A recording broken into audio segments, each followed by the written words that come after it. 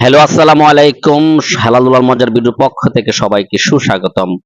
ব্রাহ্মণবাড়িয়া থেকে মহানগরের গুদুলিতে উঠেছি। ব্রাহ্মণবাড়িয়া থেকে ঢাকা এয়ারপোর্ট নেমে গেছি। অলরেডি 1 ঘন্টা 30 মিনিট হয়েছে। কত দ্রুত আসলে ট্রেন যাত্রা হয়, আর বাসে যদি আমি যাত্রা শুরু করি তাহলে এখানে মিনিমাম 5 থেকে 5.5-6 ঘন্টাও লেগে যায়।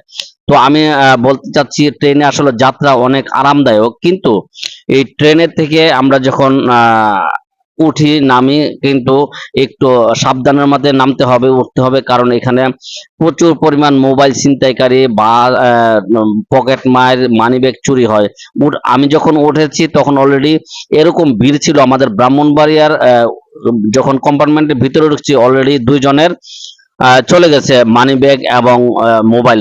চিল্লাচিল্লি শুরু করছে যে আমার মানিব্যাগ নাই, আমার মোবাইল নেই। আসলে ভাই, যখনই ট্রেনে উঠবেন একটু সতর্কতার সাথে উঠতে চাবেন, চেষ্টা করবেন যেন সতর্কভাবে উঠতে পারেন। মানিব্যাগটা এবং মোবাইলটা সেফটি ভাবে রেখে তারপরে উঠবেন, কারণ মানুষজন এত ভালো না, বুঝছেন, এখনকার যুগের চুরি চেতরামি করতেই থাকে।